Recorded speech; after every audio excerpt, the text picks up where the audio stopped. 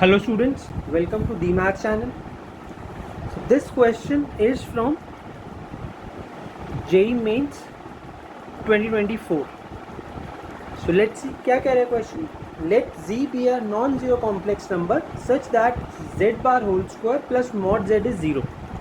Let alpha be the sum of all such complex numbers Z and beta be the product of all such complex numbers Z. Then the value of 4 into alpha square plus beta square. Okay. So question says z एक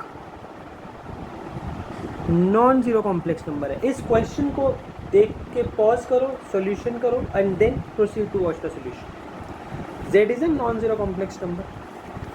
then एक method साथ में हमें एक equation दी हुई है plus right. तो मेथड वन क्या कहते हैं? बहुत सिंपल है. Put z is equal to x plus iota y. Right. But ये बहुत सिंपल है, ये बहुत स्ट्रेट फॉरवर्ड है. अगर कोई और मेथड से सॉल्व करना हो तो दूसरा मेथड देखते हैं which is more intuitive. Method two देखो, ये लिखा हुआ है मेरे पास तो स्मॉल z इज 0. राइट. अब इसको अगर मैं देखूं, ये this is a positive real quantity. Right. Positive real quantity. इसका मतलब to for this equation to be true,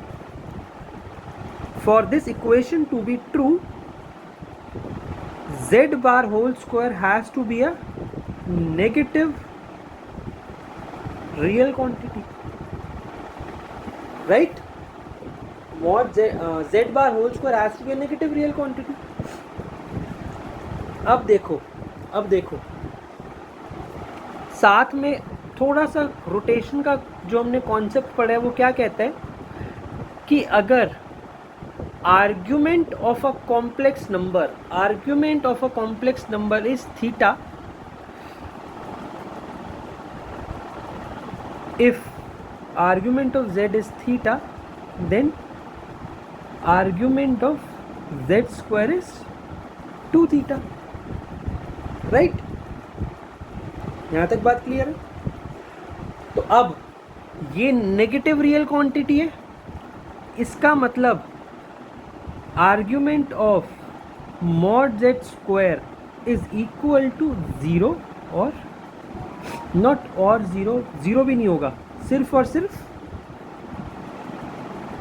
पाई होगा. Right. Because mod z because z bar square is a negative real quantity. Clear. इसका मतलब argument और 3 पाई और 5 पाई and so on. Right. तो जो argument of z बार होगा वो क्या होगा? पाई बाय 2 और 3 पाई बाय 2 और 5 pi by 2 and so on. इसका मतलब odd multiples of pi by 2. Right. तो यहाँ से मुझे क्या समझ में आया? That z bar is a purely imaginary complex number. ठीक है ना. बहुत क्लियर बात है. अब अगर z बार प्योरली इमेजिनरी है तो z भी प्योरली इमेजिनरी हो गया. राइट. क्लियर यहाँ तक तो बात. ठीक है. अब आप मान सकते हो इजली क्या? Let z is equal to r iota. तो इसका मतलब मॉड z क्या हो जाएगा? r. अब इक्वेशन में पुट करो. z बार क्या हो गया? Minus r iota. z bar square कितना हो गया? Minus r square. राइट. तो मेरी इक्वेशन क्या कहती है? Equation is nothing but 0. ठीक है. इसका मतलब minus r square plus r is 0. r minus r square is 0. Right, clear. तो यहाँ से मुझे क्या मिला, दैट r इज 1, r 0 और 1, बट 0 तो हो ही नहीं सकता, पहले ही हमने बोल दिया था क्या कि that z is non zero, तो इसका मतलब r भी 0 नहीं हो सकता, तो r की वैल्यू 1 है। r 1 का क्या मतलब हुआ, दैट mod z इज 1।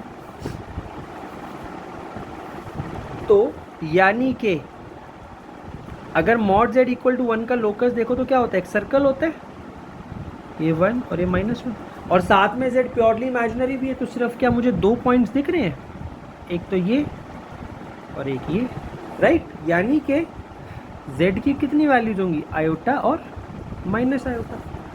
तो अल्फा क्या है मेरा, sum of all the z complex number z which is 0, और बीटा क्या होगा, minus iota square which is nothing but 1, right.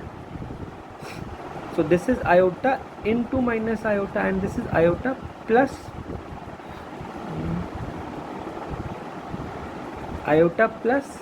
minus iota।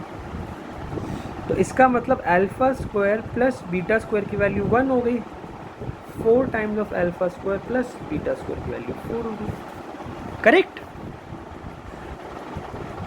So students, I hope आपको क्वेश्चन समझ में आया। अब क्योंकि मैं आपको एक्सप्लेन कर रहा था इसलिए इतना टाइम लगा, अगर आप सोचोगे तो ये कैलकुलेशन आप मेंटली भी कर सकते हो। मेन स्टेप क्या है इसका, this is the main step. अगर इतना क्रैक कर लिया फिर question is very easy. So students, I hope आपको क्वेश्चन अच्छा लगा होगा, समझ में आया होगा। It was a different method. बाकी चैनल्स पे जो मेथड है वो ये वाला है, which is put z equal to x plus iota y। And अगर आपको क्वेश्चन अच्छा लगा, मेथड अच्छा लगा, please share this question, share this channel as much as you can. Please like, share and subscribe this. Thank you. All the best.